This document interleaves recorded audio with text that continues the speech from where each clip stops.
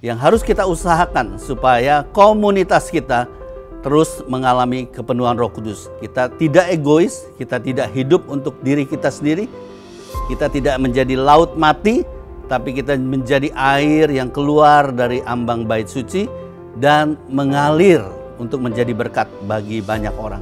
Supaya keluarga kita tetap mengalami kepenuhan Roh Kudus dan betul-betul kita akan mengalami alive, yaitu hidup yang penuh, hidup yang menjadi berkat bagi banyak orang.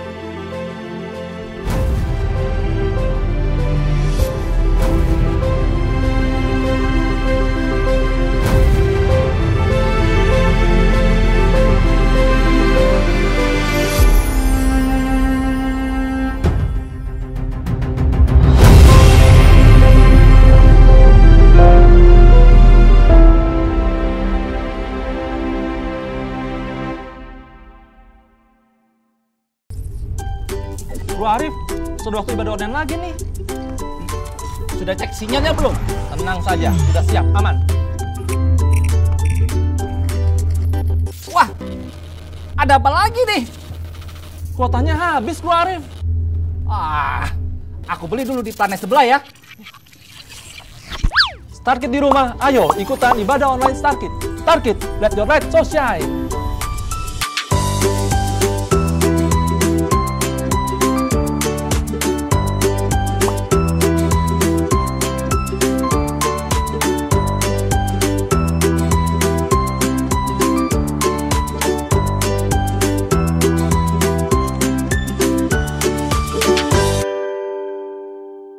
Selamat hari Minggu Jemaat MGC Jakarta, bertemu kembali dalam ibadah online hari ini. Sebentar lagi ibadah akan dimulai. Mari naikkan pujian dan penyembahan saudara dengan antusias dan penuh dengan ucapan syukur.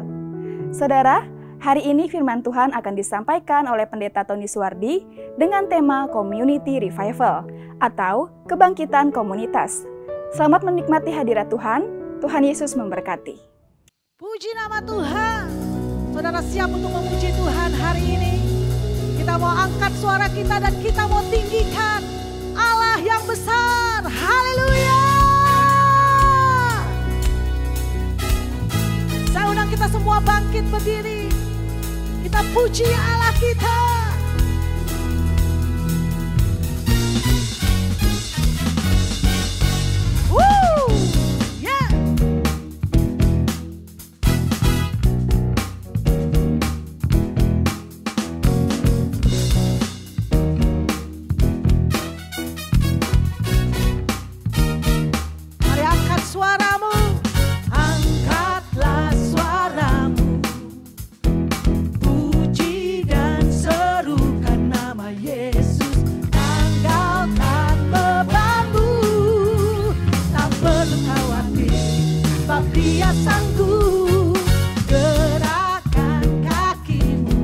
bagi Tuhan.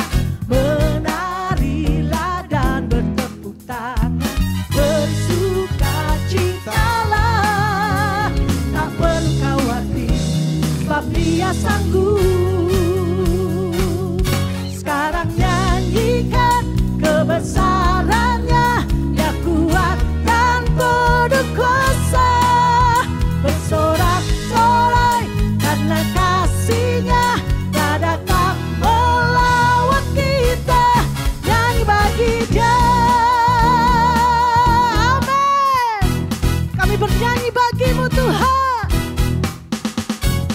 Angkatlah suaramu, puji dan serukan nama Yesus. Tanggalkan bebanmu, tak perlu khawatir, sebab Dia sanggup. Gerakan kakimu, amin. Menarilah dan bertepuk tangan, bersukacitalah. Tak perlu khawatir, sebab Dia sanggup. Sekarang nyanyikan kebesarannya, Dia kuat dan penuh kuasa. Bersorak-sorai karena kasih-Nya, telah datang melawat kita. Nyanyi bagi Dia.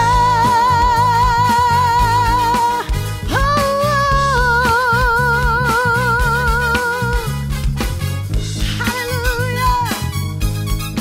Kami bernyanyi bagimu Tuhan.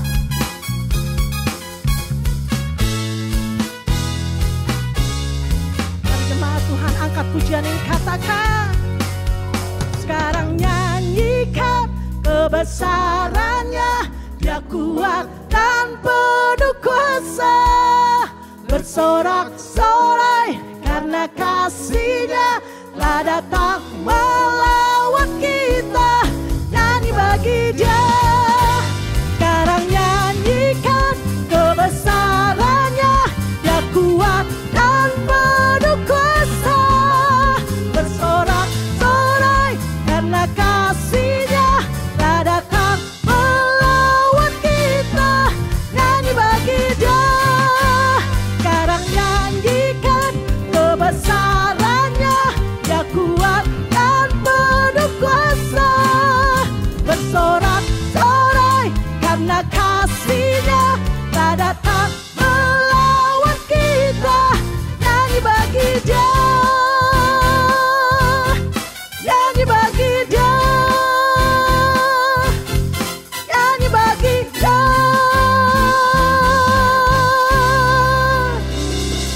Haleluya. Engkau Allah yang kuat dan penuh kuasa Tuhan. Sungguh kami percaya kepadamu Yesus. Terima kasih Tuhan. Karena kami tahu Engkau yang pegang hari-hari di depan kami.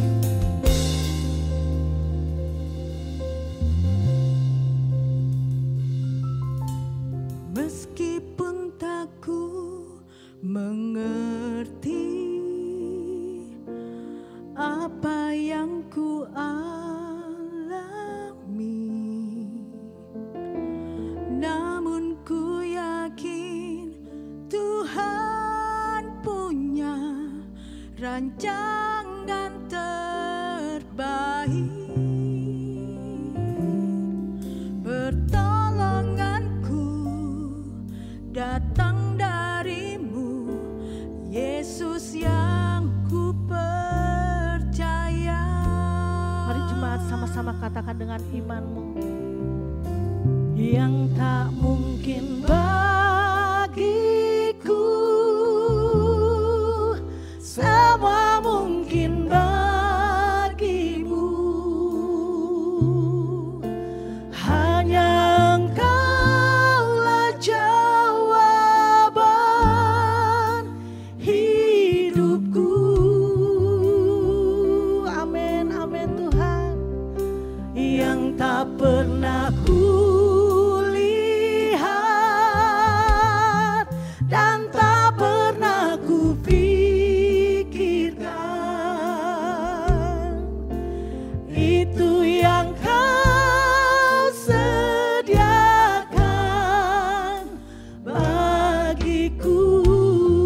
berikan tepuk tangan buat Allah kita yang luar biasa. Terima kasih Yesus.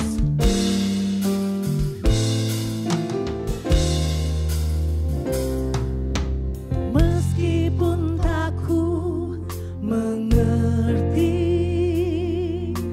apa yang ku alami,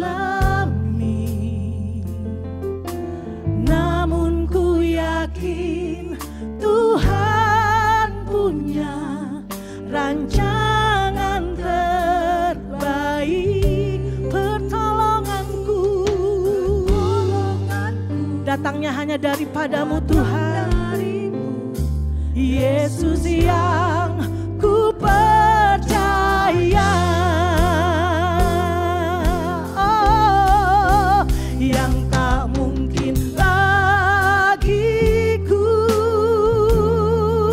semua mungkin bagimu. Hanya Engkaulah jawaban hidupku. Amin, amin. Yang tak pernah ku lihat dan tak pernah ku pikirkan, itu yang Kau sediakan bagiku.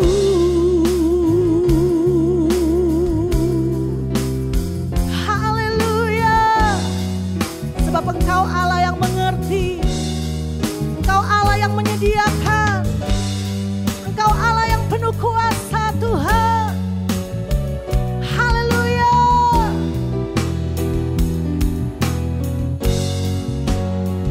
Terima kasih Yesus. Yang tak pernah ku lihat dan tak pernah ku pikirkan, itu yang Kau sediakan bagiku. Jemaat saja katakan, yang tak mungkin bagiku.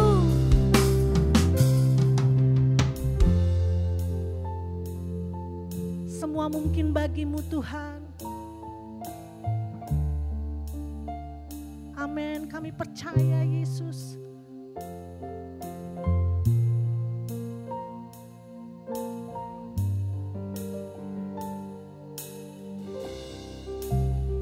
Yang tak pernah kulihat, yang tak pernah kulihat dan tak pernah ku pikirkan, itu yang Kau sediakan bagiku. Sekali lagi katakan, yang tak mungkin bagiku, yang tak mungkin bagiku, semua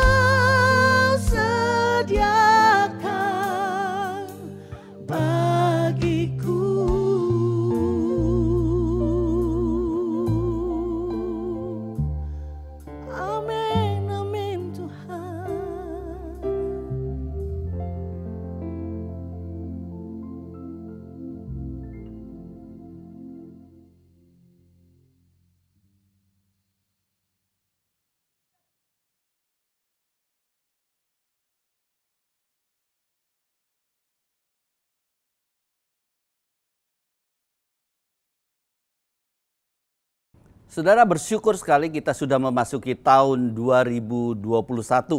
Walaupun tahun 2020 kita melewatinya dengan ngeri-ngeri sedap, saudara, karena masalah kesehatan. Banyak orang menjadi fokus kepada kesehatan, mereka minum vitamin, mereka berjemur matahari pagi dan sebagainya untuk memiliki stamina yang kuat, saudara. Namun tidak luput, saudara, ada beberapa teman, beberapa kenalan saya, beberapa saudara, bahkan juga ada beberapa jemaat yang harus mengakhiri hidupnya pada tahun 2020. Namun saudara, saya diingatkan oleh firman Tuhan yang dituliskan oleh Paulus di dalam Filipi pasal yang pertama, ayat yang ke-21 dan ayat yang ke-22a. Firman Tuhan berkata demikian, "Karena bagiku hidup adalah Kristus dan mati adalah keuntungan. Tetapi jika aku harus hidup di dunia ini, itu berarti aku bekerja memberi buah." Saudara, tema kita pada tahun 2021 adalah alive. Alive artinya bukan hidup asal hidup, bukan hidup sembarang hidup, tetapi hidup yang sesungguhnya, hidup yang penuh fullness, hidup yang bermakna. Saudara, kata hidup dalam bahasa Yunani ada 3. Yang pertama yaitu bios. Bios itu adalah kehidupan yang bersifat jasmani. Dari kata bios lahir kata biologi, yaitu ilmu yang mempelajari tentang makhluk hidup. Yang kedua dari kata hidup dalam bahasa Yunani adalah psike. Psike itu adalah kejiwaan, soul. Jadi berbicara tentang 3 hal, yaitu pikiran manusia, yang kedua adalah emosi, perasaan, dan yang ketiga adalah will atau kehendak. Dan kata yang ketiga dari kata hidup dalam bahasa Yunani adalah zoe. Nah, zoe ini saudara bisa kita lihat di dalam firman Tuhan dalam Yohanes pasal yang ke-10 ayat yang ke-10. "Pencuri datang hanya untuk mencuri dan membunuh dan membinasakan. Tapi Yesus berkata begini, aku datang supaya mereka mempunyai hidup dan mempunyainya dalam segala kelimpahan." Nah, inilah life, saudara, hidup di dalam segala kelimpahan. Artinya saudara, kehidupan berkualitas yang Yesus berikan di dalam kehidupan setiap orang yang percaya kepadanya. Jadi zoe ini menyangkut 3 hal. Yang pertama yaitu kehidupan rohani, bukan kehidupan jasmani, bukan hanya soul, tapi kehidupan rohani, yaitu roh yang bernyala-nyala. Yang kedua adalah hidup yang berkelimpahan, saudara. Dan yang ketiga arti kata zoe ini adalah hidup yang mengalir. Artinya hidup menjadi berkat, bukan menjadi laut mati, saudara, yang hanya fokus kepada diri kita sendiri. Saudara, kita sudah memasuki minggu yang ketiga pada bulan Januari 2021 ini. Minggu yang pertama, saudara masih ingat, kita berbicara tentang heart revival, yaitu hati yang diubahkan oleh Tuhan dari hati yang keras menjadi hati yang taat. Dan itu hanya bisa terjadi kalau saudara? Roh Kudus diberikan di dalam hati setiap orang. Sesuai dengan Yehezkiel pasal yang ke-36 ayatnya yang ke-26. Dan minggu kedua kita membahas tentang personal revival. Bagaimana saudara Allah memulihkan kehidupan seseorang dari 5 aspek kehidupannya. Yang pertama yaitu faith. Yang kedua adalah family, keluarganya. Dan yang ketiga pergaulannya, friendship. Dan yang keempat fitness atau kesehatannya, saudara. Dan yang kelima, F yang kelima yaitu financial. Bagaimana keuangan kehidupan seseorang itu dipulihkan oleh Tuhan sehingga berkelimpahan dan bisa menjadi berkat bagi banyak orang. Dan hari ini minggu yang ketiga kita akan membahas tema community revival. Yaitu bagaimana sebuah komunitas mengalami kepenuhan Roh Kudus. Bagaimana sebuah komunitas hidup di dalam kelimpahan, hidup yang penuh dengan makna, saudara. Sebelum kita lanjutkan firman Tuhan hari ini, saya mengajak kita semua berdoa, minta Roh Kudus memimpin firman Tuhan hari ini. Mari kita berdoa. Bapa, terima kasih, kami mengucap syukur Engkau hadir dan Engkau siap memberkati kami, memenuhi kami dengan kebenaran firman-Mu Tuhan. Tolong kami untuk tahun 2021 ini betul-betul mengalami hidup yang penuh, fullness. Sehingga hidup kami tidak sekedar hidup, tidak asal hidup, tetapi hidup yang berkelimpahan. Kami mengucap syukur, berkati hamba-Mu untuk menyampaikan firman ini sehingga menjadi berkat bagi banyak orang yang menyaksikan siaran ini. Di dalam nama Yesus kami berdoa. Amin. Baik Bapak Ibu, kita akan melihat firman Tuhan dari Yeskil pasal yang ke-47 ayat 1 dan ayat yang kedua. Saya bacakan buat Bapak Ibu semua. Kemudian ia membawa aku kembali ke pintu bait suci, dan sungguh ada air keluar dari bawah ambang pintu bait suci itu dan mengalir menuju ke timur. Sebab bait suci juga menghadap ke timur, dan air itu mengalir dari bagian bawah samping kanan dari bait suci itu, sebelah selatan mezbah. Lalu diiringnya aku keluar melalui pintu gerbang utara, dan dibawanya aku berkeliling dari luar menuju pintu gerbang luar yang menghadap ke timur. Sungguh air itu membual dari sebelah selatan. Saudara, berbicara tentang bait Allah, kalau dalam perjanjian lama, berbicara tentang bangunan, di mana orang datang untuk membawa korban, persembahan, imam-imam datang ke bait Allah untuk melayani. Tetapi di dalam perjanjian baru, saudara, lebih sering Tuhan Yesus berbicara bait Allah ini seperti sebagai metafora. Yaitu yang pertama, bait Allah sebagai umat Tuhan secara personal, secara pribadi. Kita bisa lihat firman Tuhan di dalam 1 Korintus pasal yang ke-6 ayat 19 sampai ayat yang ke-20. Tidak tahukah kamu bahwa tubuhmu adalah bait Roh Kudus yang diam di dalam kamu, Roh Kudus yang kamu peroleh dari Allah, dan bahwa kamu bukan milik kamu sendiri, sebab kamu telah dibeli dan harganya telah lunas dibayar. Karena itu muliakanlah Allah dengan tubuhmu. Nah, saudara, Paulus berbicara di sini tubuh kita secara pribadi, tubuh saya dan saudara secara pribadi, secara personal, itu adalah bait Roh Kudus. Di mana di dalam tubuh ini, saudara, kita beraktivitas, berdoa, kita beraktivitas menyembah Tuhan di dalam tubuh ini, saudara. Jadi bait Allah di sini adalah secara pribadi, perorangan. Setiap kita adalah bait Roh Kudus, di mana melalui tubuh kita ini, saudara, kita bisa memuliakan nama Tuhan. Itu pengertian yang pertama dari bait Allah secara metafora di dalam perjanjian baru. Dan di dalam perjanjian baru, bait Allah yang dimaksud juga bukan hanya secara perorangan, tetapi secara komunitas, secara kelompok, yaitu gereja Tuhan, saudara. Umat Tuhan. Di dalam 1 Korintus pasal yang ketiga, ayat yang ke-16, berkata, tidak tahukah kamu bahwa kamu adalah bait Allah, dan bahwa Roh Allah diam di dalam kamu. Kamu di sini, saudara, adalah kata jamak, lebih dari satu orang, artinya umat Tuhan, ya saudara.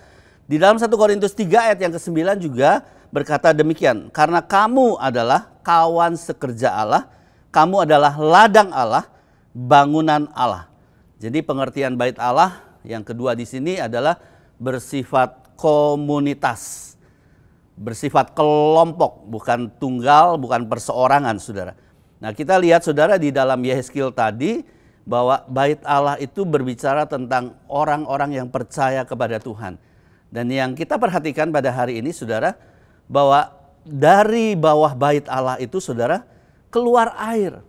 Saudara, air itu merupakan hal yang terpenting di dalam kehidupan kita, manusia. Saya ingat tahun 2007 ketika saya membangun rumah di atas tanah yang saya beli, saudara. Yang pertama-tama dilakukan adalah apa? Mencari sumber mata air. Karena kalau tidak ada air, saudara, maka pembangunan tidak bisa dilakukan. Kalau tidak ada air, saudara, bagaimana tukang-tukang itu dapat hidup dan mendapatkan air untuk minum, untuk masak, untuk mandi, dan segala macamnya. Jadi air itu merupakan hal yang terpenting di dalam kehidupan manusia, termasuk di dalam rumah yang kita bangun. Dan di sini, saudara, termasuk di dalam kehidupan orang-orang percaya. Nah, apakah air itu? Apakah air itu, saudara? Yohanes 7 ayat yang ke-37. Firman Tuhan berkata demikian. Dan pada hari terakhir, yaitu pada puncak perayaan itu, Yesus berdiri dan berseru, barang siapa haus, baiklah ia datang kepadaku dan minum. Barang siapa percaya kepadaku seperti yang dikatakan oleh kitab suci, dari dalam hatinya akan mengalir aliran-aliran air hidup. Nah, apakah yang dimaksud dengan aliran air hidup itu? Ayat 39. Yang dimaksudkannya ialah roh yang akan diterimanya oleh mereka yang percaya kepadanya. Sebab roh itu belum datang karena Yesus belum dimuliakan. Jadi saudara, kita lihat saudara, bahwa yang dimaksud dengan air yang ada di dalam Yehezkiel pasal yang ke-47 yang kita baca tadi, ini berbicara tentang Roh Kudus. Roh Kudus merupakan bagian yang terpenting, hal yang terpenting di dalam keberadaan gereja Tuhan, baik secara pribadi maupun secara bersama-sama. Nah, kapan saudara Roh Kudus itu dicurahkan pertama kalinya? Setelah Yesus dipermuliakan. Setelah Yesus terangkat ke surga, dia berkata kepada murid-muridnya, jangan tinggalkan Yerusalem, tunggu sampai janji Bapa digenapi, yaitu Roh Kudus. Dan Kisah Para Rasul menuliskan sejarah awal bagaimana Roh Kudus itu dicurahkan. Dan menarik sekali saudara, pertama kali Roh Kudus itu dicurahkan di dalam sebuah komunitas. Bukan perorangan, tetapi secara komunitas. Artinya secara bersama-sama. Waktu itu murid-muridnya berkumpul, saudara, bersama-sama mereka berdoa, mereka sehati, mereka berpuasa, mereka sungguh-sungguh menantikan janji Tuhan yang mereka nggak tahu kapan itu akan digenapi. Tapi dari Kisah Rasul pasal yang kedua, kita bisa melihat bahwa pencurahan Roh Kudus, Pentakosta itu terjadi di atas komunitas orang-orang percaya. Jadi yang pertama, saudara, Roh Kudus dicurahkan kepada murid-murid yang berkumpul. Dan Kisah Rasul pasal 1 ayat yang ke-12 berkata, pada hari itu berdirilah Petrus di tengah-tengah saudara-saudara yang sedang berkumpul itu, kira-kira 120 orang banyak dia. Jadi bayangkan saudara, Roh Kudus dicurahkan kepada berapa orang? 120 orang. Dan mereka secara serempak, secara bersama-sama itu dipenuhi oleh Roh Kudus. Jadi yang pertama, bahwa Roh Kudus dicurahkan kepada sekelompok orang, komunitas murid-murid yang percaya. Dan yang kedua saudara, apa tandanya? Alkitab berkata mereka mendapatkan bahasa-bahasa yang baru. Dan mereka terkoneksi dengan orang-orang yang berada di sekitar mereka, saudara. Alkitab berkata bahwa pada saat itu di Yerusalem berkumpul banyak bangsa. Tapi anehnya, ketika murid-murid dipenuhi oleh Roh Kudus dan mereka mendapatkan bahasa-bahasa yang baru, orang-orang yang ada di Yerusalem yang terdiri dari bangsa-bangsa itu, saudara, bisa mengerti apa yang diucapkan oleh murid-murid tersebut. Jadi saudara ingat bahwa dipenuhi Roh Kudus itu membuat kita bisa terkoneksi dengan orang-orang yang ada di sekitar kita. Bukan sebaliknya, ketika kita dipenuhi Roh Kudus kita menjadi orang-orang yang aneh, yang tidak bisa dimengerti oleh orang lain, saudara. Justru Alkitab berkata ketika pencurahan Roh Kudus pertama kali ini, murid-muridnya itu justru berbahasa-bahasa yang dapat dimengerti oleh banyak orang. Jadi perhatikan saudara, dipenuhi Roh Kudus bukan berarti kita menjadi orang aneh. Dipenuhi Roh Kudus bukan berarti kita menjadi eksklusif, tetapi justru kita bisa menjadi orang-orang yang terkoneksi dengan orang-orang di sekitar kita. Dan yang ketiga saudara, ketika Roh Kudus dicurahkan, mereka mendapatkan power, mendapatkan kuasa. Di situ kita lihat bahwa Petrus berkhotbah, menceritakan tentang Yesus. Dan apa yang terjadi? Orang-orang merasa dijamah, saudara. Dan mereka akhirnya menyerahkan hidup mereka untuk bertobat dan percaya kepada Tuhan Yesus. Dan Alkitab berkata, satu kali berkhotbah, Petrus menghasilkan 3.000 orang yang bertobat. Itu tertulis dalam Kisah Rasul pasal yang kedua ayat yang ke-41. Orang-orang yang menerima perkataannya itu memberi diri dibaptis. Dan pada hari itu jumlah mereka bertambah kira-kira 3.000 jiwa. Saudara, apa yang terjadi setelah itu? Komunitas-komunitas itu tetap, saudara, berusaha, berdoa untuk terus dipenuhi oleh Roh Kudus. Mereka tidak berhenti, saudara. Mereka tidak puas dipenuhi oleh Roh Kudus pada saat itu aja. Tapi mereka terus berkumpul untuk tetap dipenuhi Roh Kudus. Kisah Rasul 4 ayat 36. Jadi satu kali, saudara, Petrus dan Yohanes ditangkap. Dan apa yang dilakukan oleh jemaat pada saat itu? Mereka tidak lari, mereka tidak takut, mereka nggak protes ke Komnas HAM, saudara. Tapi yang dilakukan adalah mereka apa? Berdoa. Mereka berdoa. Dan mujizat terjadi, saudara. Petrus dan Yohanes lepas dari peradilan pada saat itu. Dan mereka bertemu dengan jemaat yang saat itu sedang berdoa. Apa yang terjadi ketika mereka berdoa? Ini sangat menarik sekali. Saudara ingat, dipenuhi Roh Kudus itu harus terus-menerus. Bukan sekali dipenuhi Roh Kudus, tapi kita harus senantiasa dipenuhi oleh Roh Kudus. Kisah Rasul 4 ayat 36, saya bacakan buat saudara.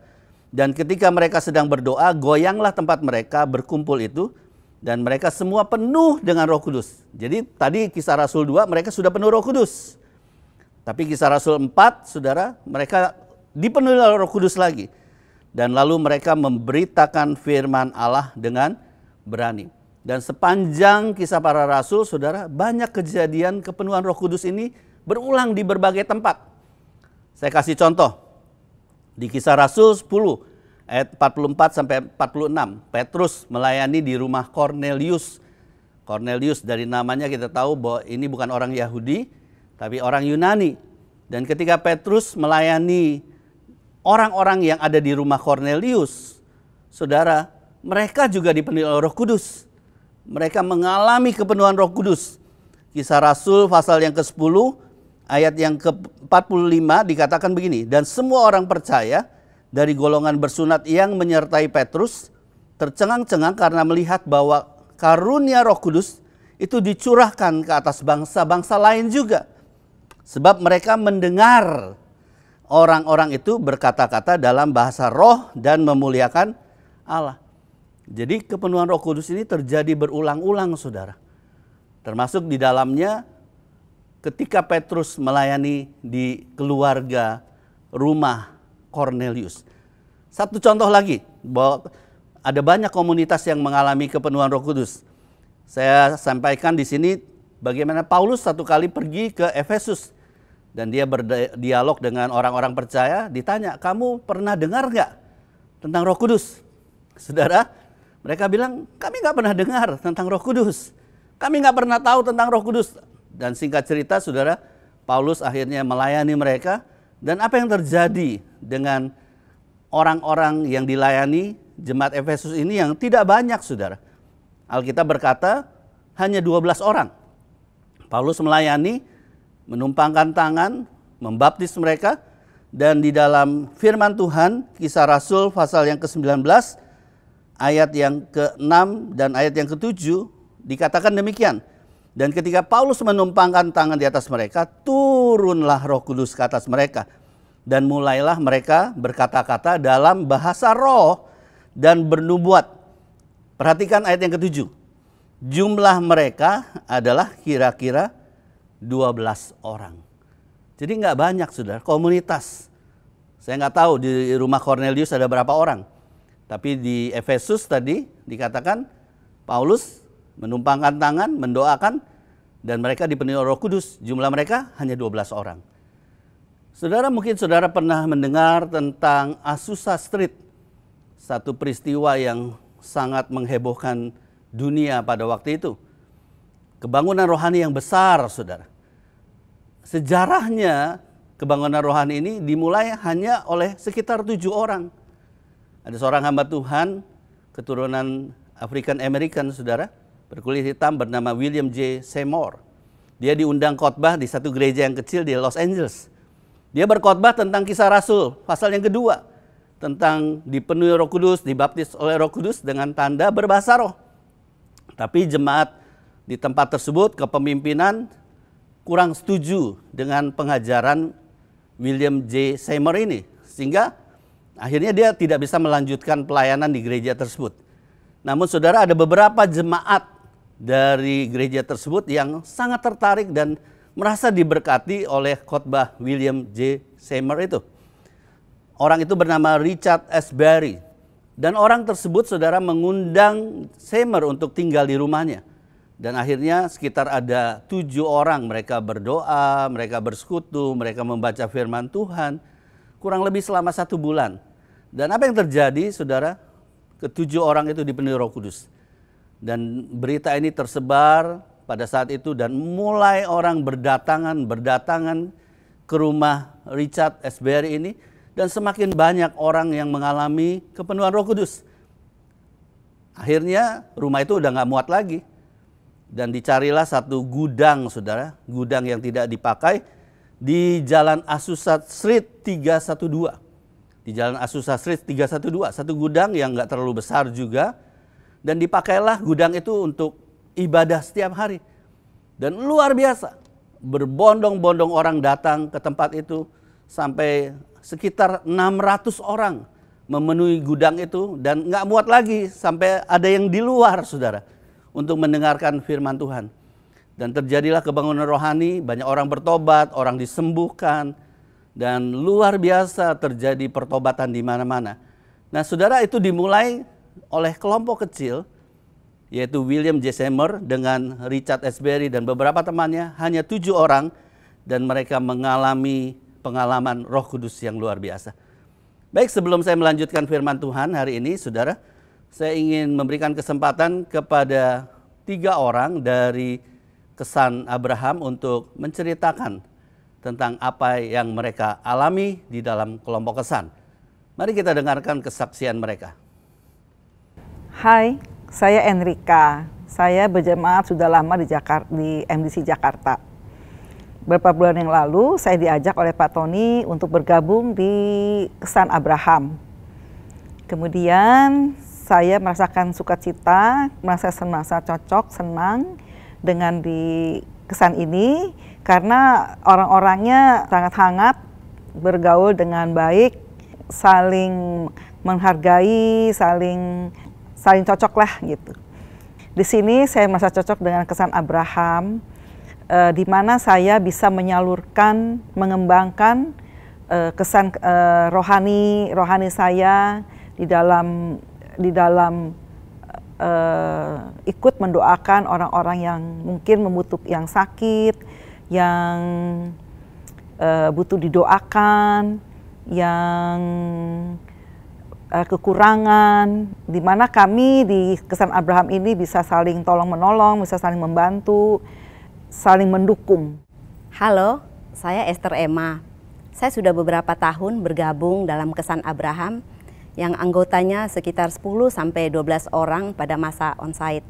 Dan pada masa pandemik ini kita kesan melalui Zoom.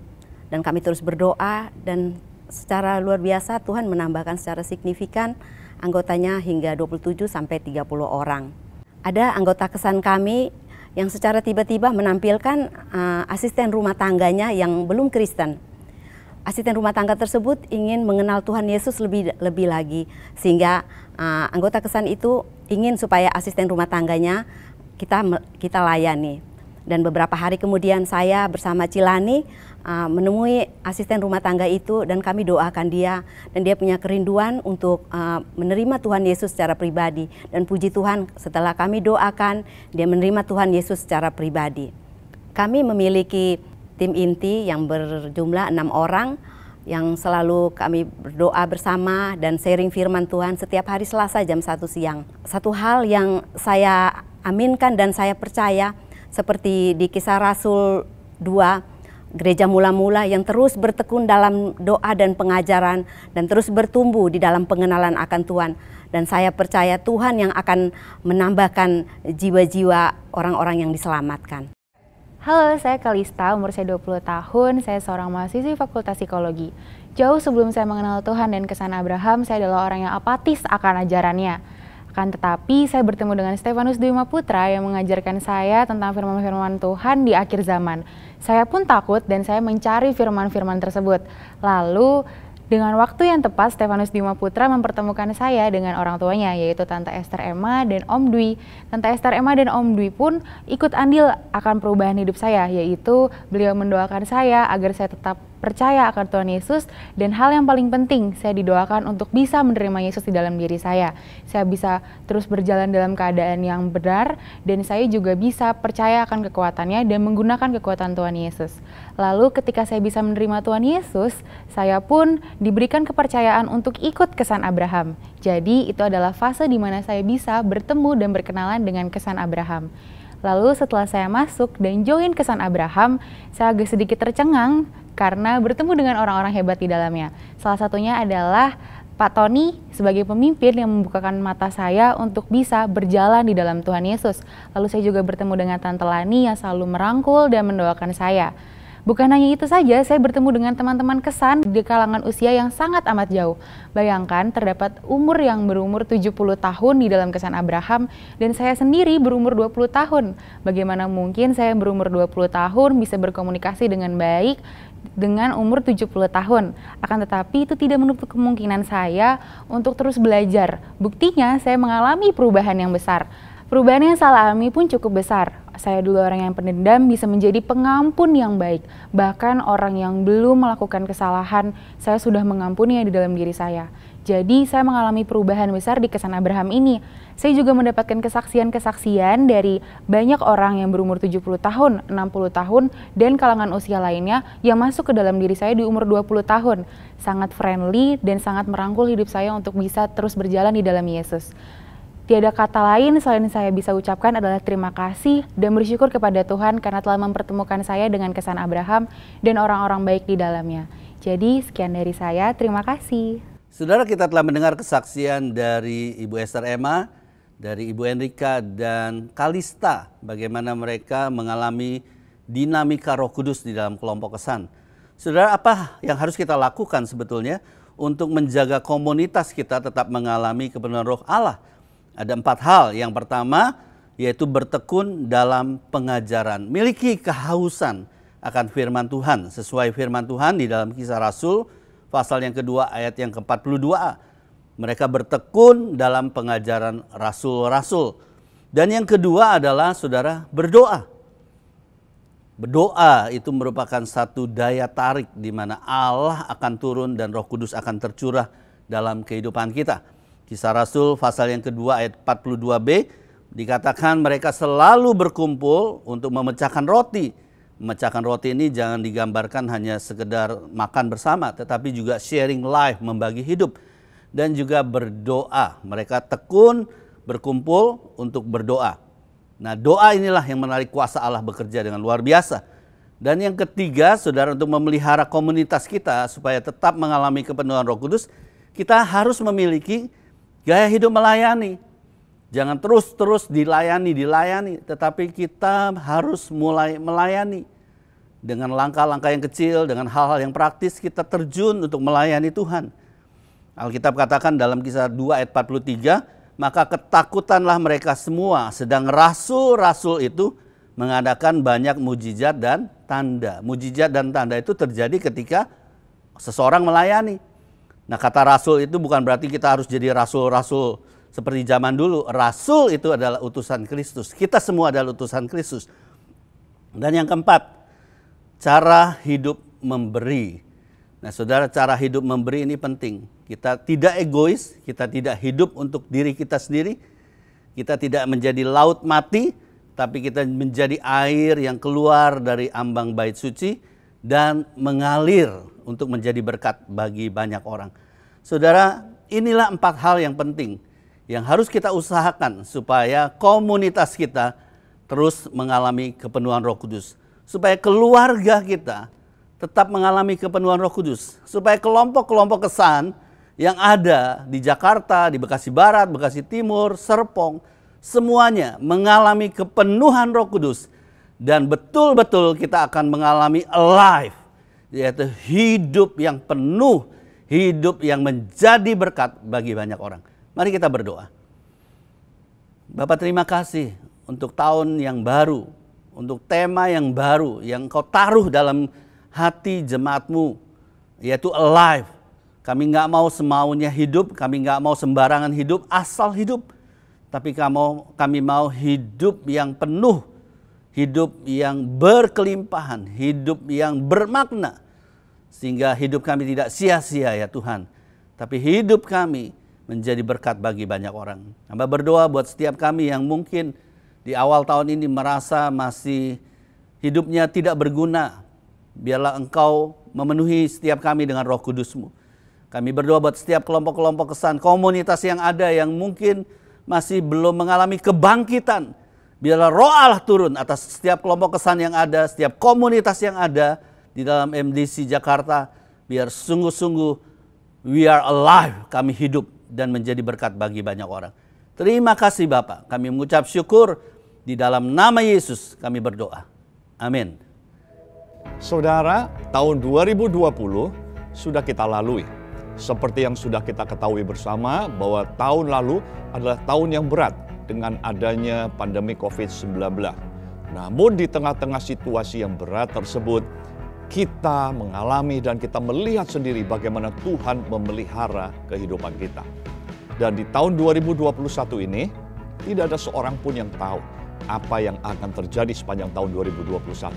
Namun satu hal yang kita tahu pasti, bahwa penyertaan Tuhan, pemeliharaan Tuhan tetap nyata di dalam kehidupan kita.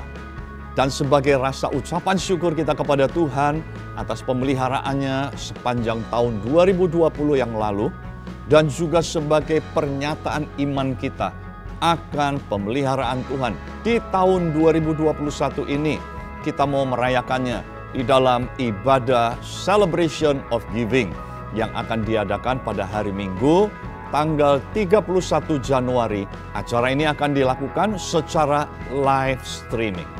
Mari jemaat yang dikasihi Tuhan, kita sambut perayaan ini dengan penuh antusias untuk merayakan kebaikan Tuhan. We want to celebrate His goodness. Tuhan Yesus memberkati. Saudara, saya percaya bahwa firman Tuhan yang telah kita dengar meneguhkan kita untuk tetap berada dalam komunitas dan mengalami kebangkitan bersama-sama untuk menjadi berkat. Kini saatnya kita memberikan persembahan. Persembahan dapat ditransfer ke nomor rekening atau ke QR code yang tertera di layar. Mari kita berdoa untuk persembahan, berdoa untuk jemaat, berdoa untuk bangsa, dan diakhiri dengan doa berkat. Mari kita berdoa. Segala puji syukur hanya bagi-Mu Tuhan. Kalau pada hari ini kami dapat memberikan persembahan kami Tuhan sebagai rasa ucapan syukur atas kebaikan-Mu bagi kami semuanya. Dan kami berdoa buat setiap jemaat dimanapun mereka berada. Kiranya Tuhan yang sakit Tuhan sembuhkan, yang lemah Tuhan berikan kekuatan, yang sedang mengalami persoalan pekerjaan, yang mengalami masalah-masalah usaha baru, Tuhan kiranya buka jalan. Terima kasih Tuhan Yesus. Dan kami berdoa buat bangsa dan negara ini. Kiranya bangsa dan negara ini terus maju, mengarah ke yang lebih baik lagi. Dan Tuhan berkati Presiden dan Wakil Presiden di dalam mengatur bangsa dan negara ini ke arah yang lebih baik. Saudara-saudaraku sekalian, mari angkatlah kedua tanganmu dan terimalah berkat Tuhan. Berkat kasih anugerah dari Allah Bapa kami yang di sorga, cinta kasih dari Tuhan Yesus Kristus di dalam persekutuan yang erat dengan Roh Kudus menyertai saudara-saudari sampai Tuhan datang kembali untuk kedua kalinya. Di dalam nama Tuhan Yesus Kristus, hamba berdoa dan mengucap syukur. Amin.